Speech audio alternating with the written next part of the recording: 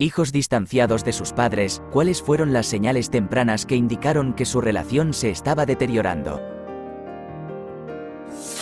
Cuando contaba con apenas 3 o 4 años, mi familia se disponía a realizar un viaje por carretera para visitar a la familia de mi madre. Mi hermana y yo nos encontrábamos sentadas en el coche, listas para partir, pero mamá y papá no estaban. No sé cuánto tiempo pasamos en aquel lugar, hasta que finalmente mi padre se acercó al vehículo. Me sacó del asiento y me llevó a su dormitorio. Dile a mamá que es hora de irse. Todos la están esperando. Recuerdo a mi madre, sollozando y encogida en el suelo.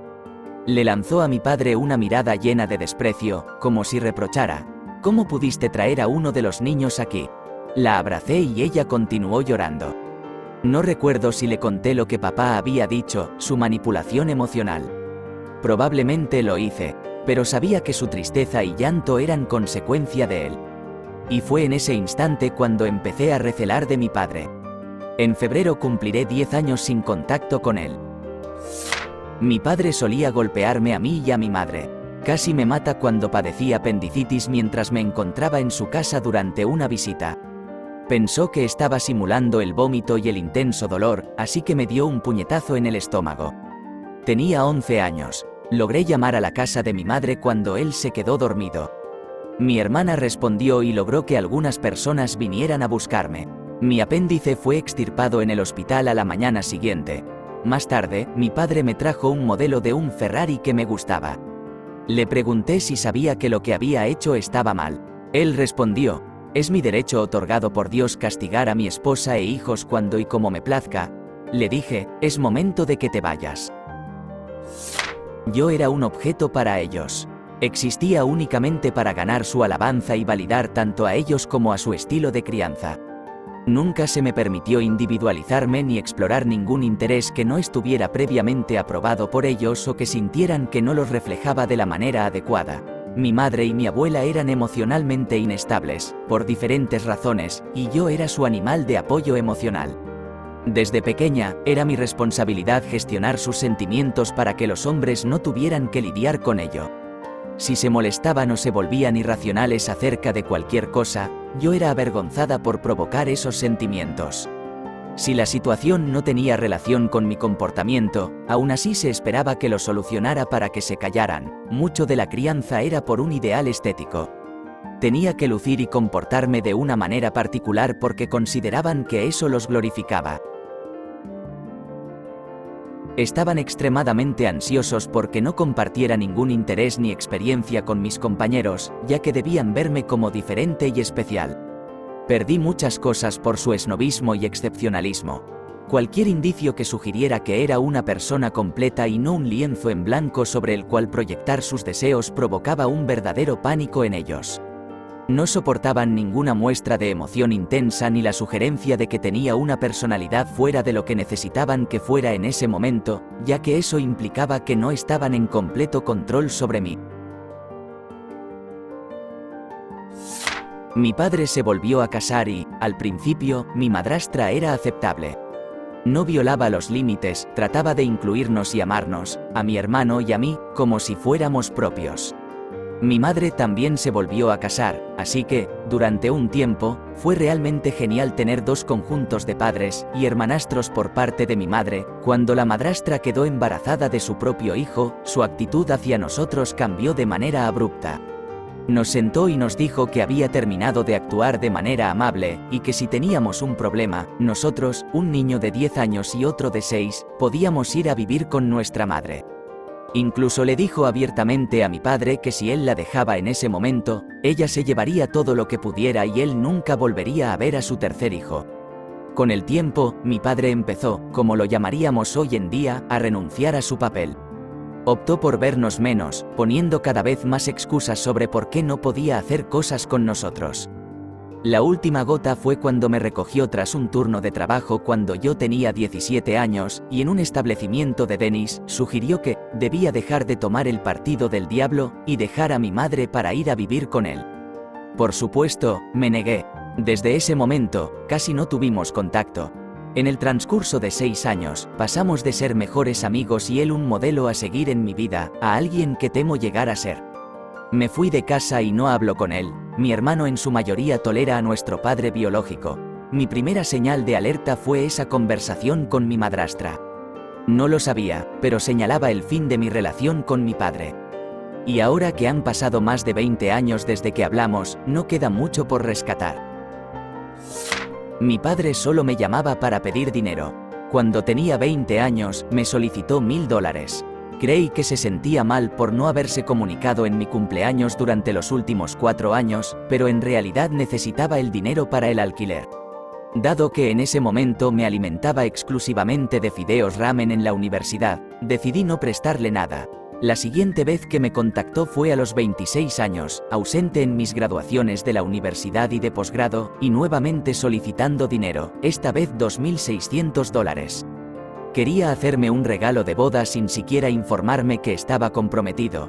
A los 27 años, evitándole, le pasé el teléfono a mi entonces novio antes de contestar, para hacerle creer que mi padre había marcado el número equivocado. Posteriormente, cambié mi número. A los 28 años, de alguna manera consiguió mi nuevo número y me pidió que lo visitara, y se preguntaba si había bancos de camino. Ahora solo mantengo comunicación con él debido a que mi abuela, su madre, está gravemente enferma. Ella también lo acoge, por lo que ya no necesita pedir dinero, al menos, por el momento. Cuando tenía 15 años, medía 1,73 metros y pesaba 54 kilogramos. Mi padre me dijo que necesitaba perder alrededor de 7 kilogramos. Para mi cumpleaños número 16, me confeccionó un cinturón de cuero hecho a mano que tenía una cintura de 66 centímetros. Cuando le comenté que apenas lograba abrocharlo, él respondió: «Nunca te permitas crecer tanto que no te quede. Necesitarás encontrar un buen esposo cuando seas lo suficientemente mayor. Eso te ayudará a mantenerte delgada». No hace falta decir que comencé a realizar rutinas de bikini fit desde que era adolescente. Atemorizada de aumentar de peso, me privaba de alimentos para mantenerme por debajo de 54 kilogramos, mortificada por tener que comprar un par de jeans de talla 7. Él arruinó mi imagen corporal y mi autoestima. En mis 40, mi padre falleció hace 3 años. Antes de su fallecimiento, él era la única razón por la que compartía la misma habitación con mi madre. Hace 10 años, una noche, ella se presentó en mi casa y trató de llamarme al arrepentimiento por haber dejado el mormonismo, que era un culto. Y cuando me divorcié de mi exesposa, sus primeras palabras fueron: «¿Cómo pudiste hacerme esto?». No hablé con ella durante casi 2 años. Tras el fallecimiento de mi padre, intenté convertirme nuevamente en el mejor hijo. La llamaba con frecuencia, entre otras cosas. Sin embargo, el hecho de que no me permitiera pronunciar el elogio fúnebre, como el hijo mayor de la familia, y que en su lugar lo hiciera mi hermano menor, quien aún sigue en la fe mormona, me hirió profundamente. Mi padre era mi mejor amigo. Para que una relación se deteriorara, tendría que haber sido buena en primer lugar. Mi madre hizo todo lo posible para crear situaciones en las que mi muerte pareciera accidental a lo largo de mi vida. Desde pequeña, me enseñó la manera equivocada de cruzar la calle y me dejó afuera durante tormentas eléctricas. Cuando desarrollé alergias alimentarias potencialmente mortales, ella se las ingenió para exponerme a los alérgenos. Uno de mis recuerdos más tempranos es haberme caído a través de un hielo delgado, después de que ella me ordenara jugar en un estanque congelado y me prometiera que era seguro. Un niño mayor me sacó y me salvó la vida. Años más tarde, cuando aprendí a leer y vi una descripción de lo que se siente al morir congelado, al principio me enojé con el libro. No, eso no puede ser. Luego, poco a poco, llegó la realización de cuán cerca había estado de ese destino, y de cómo mi madre no movió un dedo hasta que se dio cuenta de que había testigos. Según otros familiares cuyos informes son dignos de confianza, ese hábito de arriesgar mi vida se remonta a la infancia. Probablemente sigo viva para contar esto porque ella era demasiado cobarde para intentar cosas que probablemente la llevarían a ser procesada. Tenía una extraña costumbre de mirar por encima de su hombro para ver quién la estaba observando durante sus peores travesuras. Una maestra de jardín de infantes la denunció a los servicios de protección infantil y un trabajador social casi me coloca con otros familiares. Escapé de ella y me mudé con mi padre tan pronto como cumplí 11 años. Después de que mis padres se divorciaran y tras una gran cantidad de drama en la coparentalidad, él desapareció. Eventualmente reapareció en nuestra escuela durante el invierno para mostrarnos su nuevo automóvil, sin ningún tipo de manutención durante los 5 a 6 años intermedios. ¿Qué demonios? Observó que no teníamos abrigos, así que nos llevó a comprar algunos. No lo volví a ver hasta que nos enviaron a pasar el verano con él y su nueva familia, con 3 hijastros que estaba criando. Aguanté solo una semana y regresé a casa. Nunca más lo vi ni supe de él. Ahora que tengo más de 50 años, se puso en contacto a través de mi hermano biológico para intentar reconectar. Le dije a mi hermano que ya he superado la etapa en la que necesito una figura paterna y que perdió la oportunidad. Desde entonces, no he tenido más molestias de su parte. La falta de interés y atención por parte de mi madre. Cuando era bastante joven, tenía 11 años o menos, ella siempre dedicaba tiempo a estar conmigo, se interesaba por mis aficiones, me llevaba a actividades extracurriculares y jugaba a la Xbox conmigo. A medida que se volvió negligente y abusiva, la situación dio un giro drástico. Nunca hablaba conmigo sobre mis pasatiempos, y no había actividades compartidas en absoluto. Recuerdo solo 1 o 2 veces de mis años de adolescencia, y eso fue cuando me enseñó a preparar un salteado y miramos algunos episodios de The Walking Dead una noche. Además, nunca tuvo una palabra amable que decir sobre mi vida escolar o social, solo críticas, decepción y desinterés con el tiempo. Esto alcanzó su punto culminante cuando fui agredida en mi camino a la escuela y golpeada hasta el suelo, siendo salvada por una mujer que ni siquiera conocía. Cuando llegué a la escuela y mi madre vino a recogerme, me dijeron que era mi culpa, y ella estaba más interesada en castigarme por tener acceso a una computadora que no debía, ya que estaba castigada. No me dirigió una palabra amable, ni un abrazo, ni siquiera me preparó comida para hacerme sentir mejor. Solo fue un silencioso trayecto en coche de regreso a casa. Mis padres son extremada y profundamente religiosos. No concuerdo con su compromiso hacia la religión, ya que este surgió mucho antes que yo y mis hermanos. Avanzando hacia la adultez, siendo el más joven de 9 hijos, no han cambiado en lo más mínimo, No hay motivo para permanecer cuando tus padres en realidad no desean mantener una relación contigo. Las acciones hablan más que las palabras. Puedes amar a alguien y, a la vez, no querer estar a su alrededor. Las maldiciones generacionales también tienen un papel importante en la distancia que se ha formado. Mi madre creció en un entorno abusivo y marcado por el alcoholismo, y nunca abordó sus problemas. Así, trajo toda esa carga a la crianza y prácticamente descuidó a mis hermanos y a mí. Ahora soy madre de 2 niños hermosos y he tenido que asistir a terapia. Tengo 40 años, pero he estado yendo desde los 23, para ayudarme a desaprender la codependencia y a aceptar las relaciones poco saludables.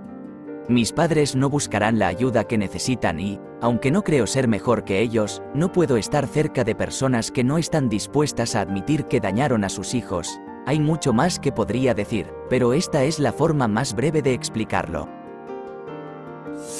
No mantengo contacto con mi padre.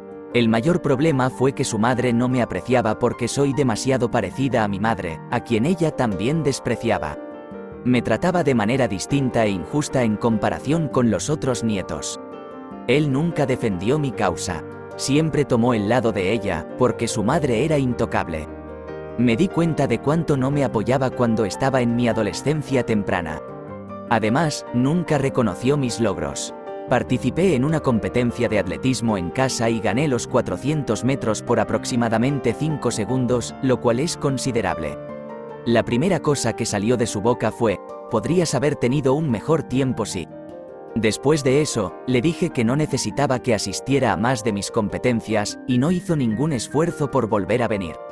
Hay una larga lista de cosas que ha hecho para hacerme perder la confianza en él. Si eliges el lado de tus padres por encima del de tu hijo, eventualmente, eso te pasará factura. Aunque traten a todos los nietos de manera deficiente, nosotros, los niños, podemos verlo, y sé que eso me hizo resentirlo. Al darme cuenta de que la distancia entre nosotros no solo era física, sino también emocional. Ellos solían llamar de vez en cuando, y eso me llenaba de temor. El teléfono sonaba, y mi corazón se hundía. Nunca se trató de ponernos al día, siempre era acerca de alguna queja o de la manera en que había decepcionado sus expectativas. Un día, comprendí que cada llamada me dejaba sintiéndome exhausto y culpable por no ser el hijo perfecto que anhelaban. Comencé a filtrar las llamadas, los mensajes de texto quedaban sin respuesta, y las visitas se convirtieron en formalidades anuales. La paz que encontré al priorizar mi bienestar mental sobre el esfuerzo de cumplir con sus imposibles expectativas fue el punto de inflexión. No se puede elegir a la familia, pero sí se puede optar por no dejar que su caos defina nuestra normalidad. Mi padre es un narcisista y me manipuló emocionalmente durante toda mi infancia y juventud. Ingresé a la universidad y, a medida que me fui educando, comprendí lo que me había estado haciendo todos esos años. Lo corté de mi vida, volvimos a reencontrarnos, lo volví a alejar, y así sucesivamente. Ahora, no hemos hablado en 6 años porque lo confronté sobre su manipulación y herí su ego. Por supuesto, su ego narcisista le hace pensar que es la víctima en esta situación, y que yo soy una persona fría y desalmada. La vida es infinitamente mejor sin su presencia. Ya no siento que deba andar con pies de plomo intentando rodear su ego y las injusticias que él percibe. Me vería obligado a perdonarlos por la presión de otros familiares. Si mi padre me arrojaba objetos y destruía mis pertenencias mientras gritaba, se me instaba a ser la persona más magnánima y a reconciliar la relación. Si mi madre me pateaba y me decía que debía ser evaluado, y que algo no estaba bien con mi mente, por no querer pasar tiempo con un familiar que me estaba manipulando, quien otorgaba una gran suma de dinero a mis padres, no podía interactuar con mis otros parientes hasta que comenzara a hablar con ella nuevamente. Desde una edad temprana, supe que algún día los dejaría a todos y finalmente podría atesorar un resentimiento en paz. Conseguí mi primer trabajo nocturno mientras aún vivía con ellos, y parte de ello implicaba un nuevo horario de sueño.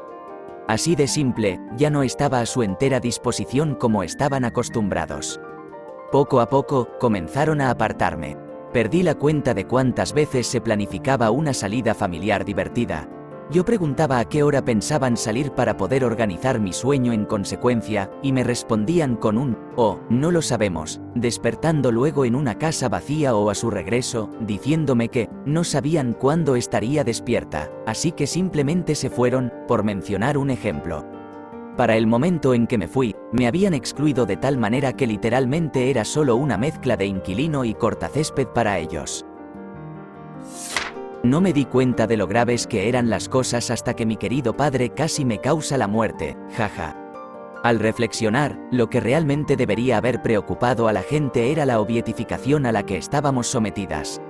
Solía compararnos, a mis hermanas y a mí, con arcilla, afirmando que nos estaba moldeando para convertirnos en las esposas perfectas para nuestros futuros esposos, etc. Nunca se nos permitió explorar nuestros propios intereses y estábamos restringidas a una lista muy pequeña de actividades aprobadas para leer, ver o escuchar.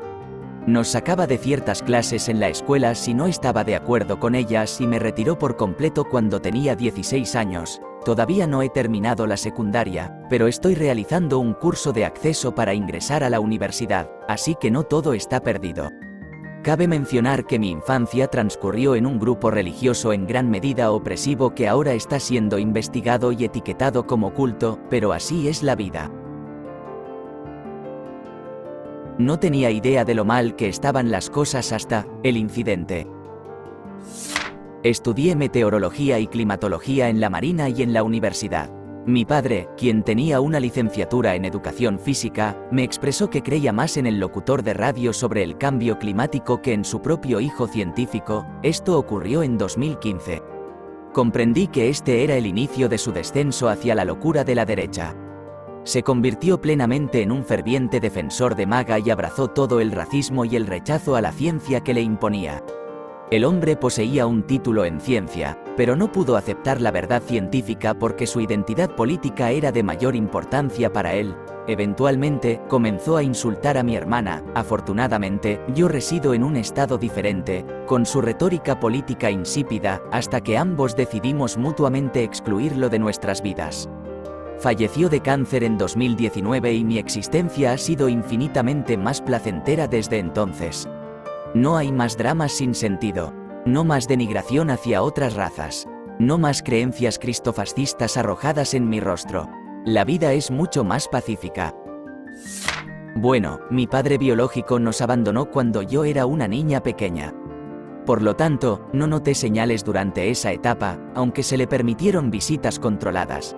Mi madre luchó para que no tuviéramos que ir a casa de mis abuelos, ya que mi padre biológico se negaba a tener su propio hogar. Se fue llorando a casa de sus padres, donde ha vivido desde entonces, permaneciendo en el sótano y aprovechándose de la asistencia social para evitar pagar la manutención, porque allí vivían 14 personas y era peligroso para nosotros. Así que no pude reconocer signos de abuso hasta que quizás tenía 7 u 8 años.